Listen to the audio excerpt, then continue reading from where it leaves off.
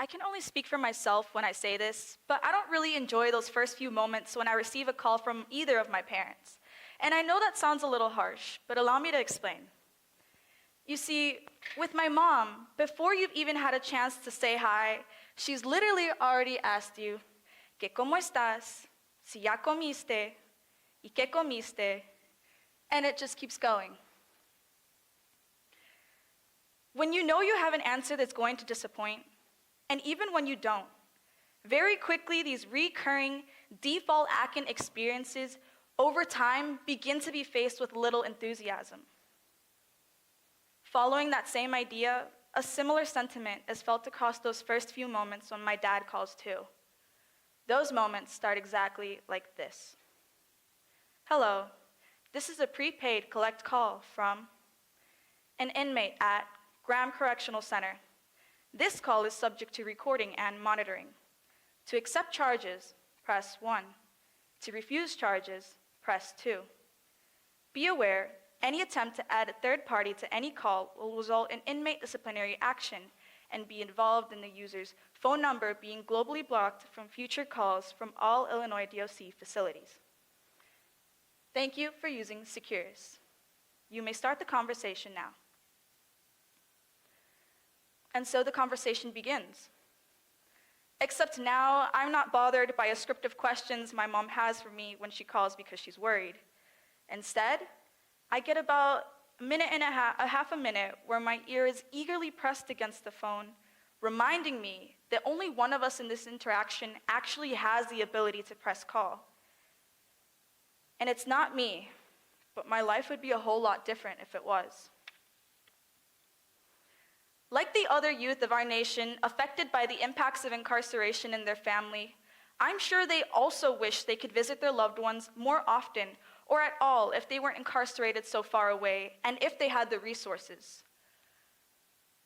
I'm sure that when they're able to arrange a trip to visit, that they wish that they could stay longer than just 2.5 hours, especially after a 4+ hour drive. Or at least that they weren't limited to hugging their loved ones just once at the beginning of the visit and once at the end.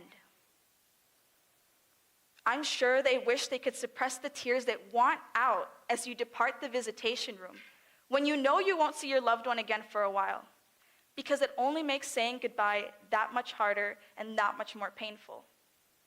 It's the type of intense and emotional pain that enrages you because of the frustration of being helpless in the circumstance.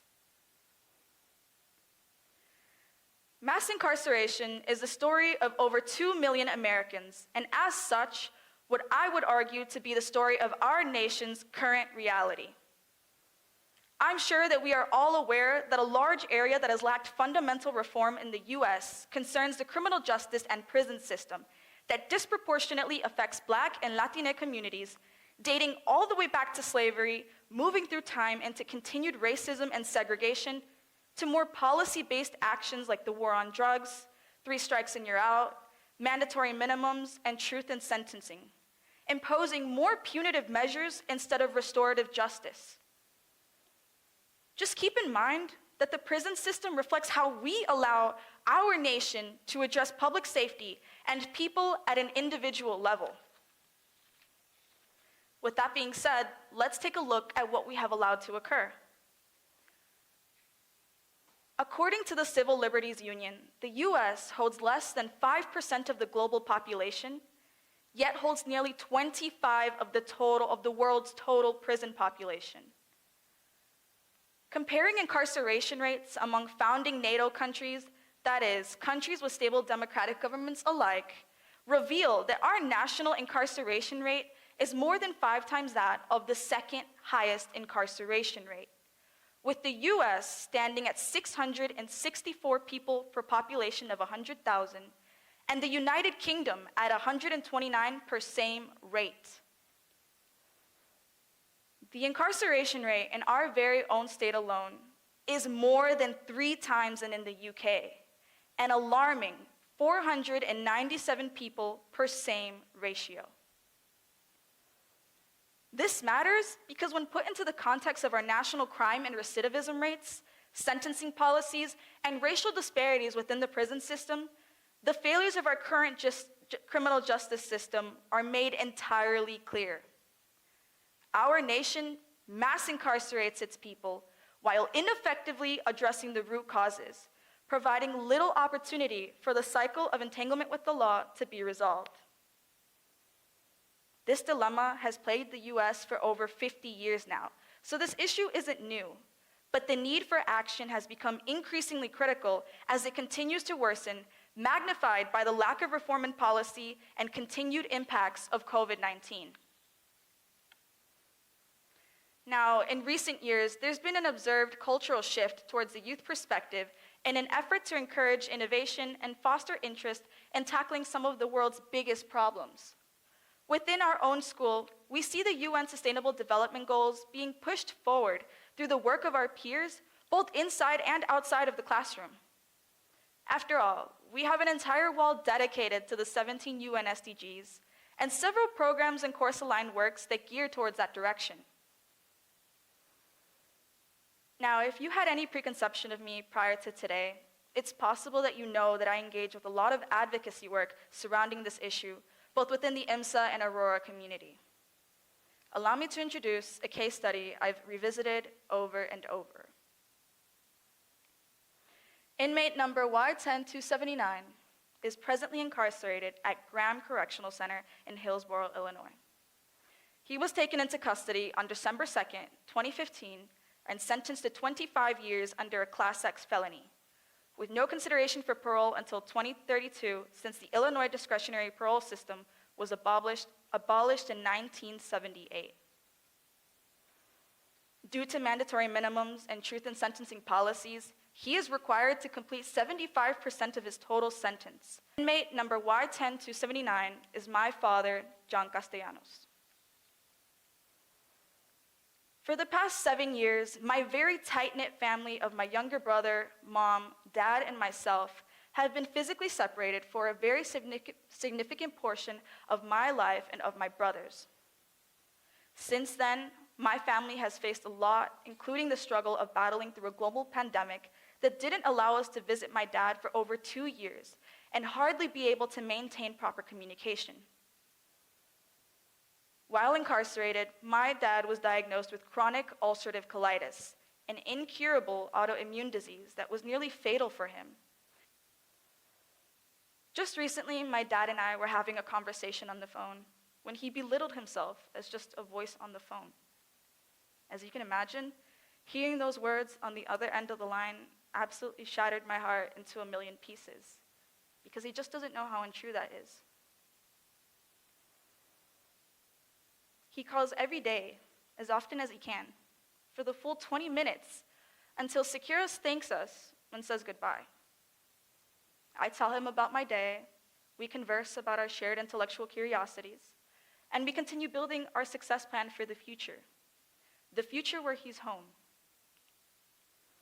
This is an experience that I dread the idea that others have to go through just like me. The financial struggles, isolation and divide, the impact on our mental health, and the emotional tear that this experience has inflicted on my family is something that I hope to relieve in other families in a similar situation like mine. I can't make up those 7 years, but I can and will continue to advocate for my dad and others alike. I witnessed my life fall apart and that of those closest to me the day that my father was taken into custody. What started as a regular day at elementary school at Maestro Mexicano, a public school in Playa del Carmen, Mexico, turned into my mom pulling me and my brother Johnny out of school early as she was escorted by Mexican Immigration Authority officials and USDEA agents. I knew. Funny enough, it wasn't the armed authorities standing next to her that were the first indicator of something having gone wrong. It was her. My mom never picked Johnny and I up from school. We were usually picked up by a close family friend and taken home because she was usually busy running the family restaurant. Meanwhile, my dad worked in luxury resort timeshares to support it. She took us home, handed us the day's newspaper with my father's face on the print page, and as you can imagine, we all wept in each other's arms until the day was over. As an 11-year-old, I felt like a spectator to my own life. I had nothing left but to observe as things changed as a result of our situation. My brother and I spent more time home alone. We were unenrolled from school. We had to give up the family business. And not even a month later, we moved back to the US where my dad was extradited to. I left friends behind, gave up my hobbies, left most of my belongings, and started new again. You see, before moving to Playa del Carmen, I had a life in the US that we had to completely leave behind because of my father's situation. It sounds trivial, but to a developing child, lack of stability with something as simply keeping hobbies proved difficult until it became neglected. I grew up involved in ballet, tap dance, hip hop, martial arts, chess lessons, yoga, and pursuit of major creative interest in art. All interests and skills that I don't have anymore because my attention was needed elsewhere. My family needed me, I needed me, and my interest shifted as a result. I continued towards chasing academics. Eventually, IMSA was presented to me. Attending here greatly challenged me and pushed me to the realization that I had more power in my situation than I initially thought. My sophomore year at IMSA, I founded the Decarceration Committee under what at the time was under an external organization called the Grassroots Law Project. As we grew, we disaffiliated from GLP and transitioned as one of the 6 committees under the Student Coalition for Racial Justice, SCRJ. Since then, we have worked to spread awareness on mass incarceration, brought on guest speakers, engaged in external participatory democracy programs, proposed legislation, worked on projects with similarly aligned external organizations, been featured in a campaign initiative, launched a podcast, and have been planning an elaborate youth town hall event, Youth Decarcerating Illinois, that will be hosted here at IMSA in the coming month. This event is over 8 months in the making, which has been only made possible with the help of my amazingly dedicated and talented team that is the Decarceration Committee. And we are all incredibly appreciative of all the external nonprofit partnering organizations and allies that have provided the support and guidance that we have received in our journey. I recognize the privilege and the opportunities I've had, and I'm grateful for those experiences because it has proven to me the power of the youth voice, which has empowered me to take action towards a cause that directly affects my home life. However, this all came at a cost for me at a personal level. The more time I've been an IMSA student, the more I've delved deeper into my passions, and in addition to discovering new passions too. The more I got involved in my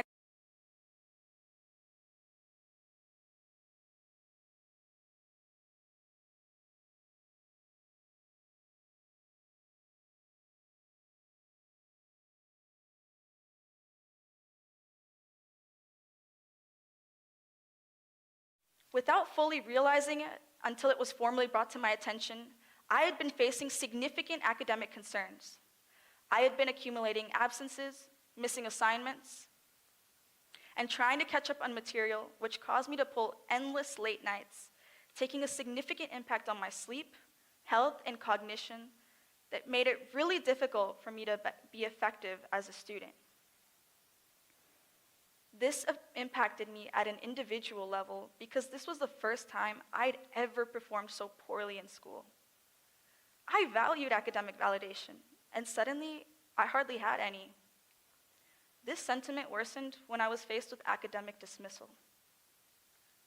Suddenly, I had found myself in the same position as my father, needing to appeal to some higher authority for what was essentially mercy. But what's the point of this whole conversation? My goal is for you to walk away from today's talk with new insight into the current criminal justice system, the impacts on your affected peers, community, and nation.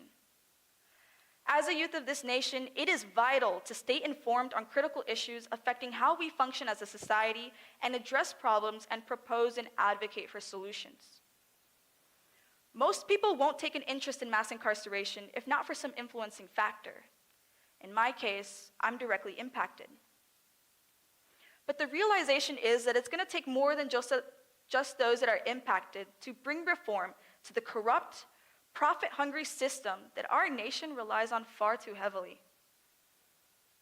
I'm a prospective business major, so I understand the drive for profitability, but never at the expense of other people's lives and of the lives of their loved ones. Mass incarceration is a matter of intergenerational impact, a cycle that people can't often get themselves out of, and these communities require our help. Secondly, I hope that you walk away from today's talk feeling empowered to be the solution to your own problems. I used to be bound to the limiting thought that I couldn't do anything towards my situation. All that pertained to me was focusing on school, which I continue to do just like I always had. I figured that this was a situation that ought to be handled by the adults. I had assurance that they would be capable of handling the obstacles we would face. But if we take a step back and if we apply a mathematically inclined lens to this account, what do we see? A simple pattern. My problems at home planted the seed to a meaningful passion that created problems for me as a student that I'm still recovering from and will be facing moving forward, which can basically be summed down to the occurrence of event 1, halted by some change, followed by the occurrence of event 2, halted by some change, and so on. Regardless of what my future entails, I am certain in my experience that I will enter a new chapter in my life with a newly gained understanding and appreciation for the undergoing of metamorphosis. This talk isn't just a call to action to address the concerns surrounding mass incarceration, but it is also a call to action for youth.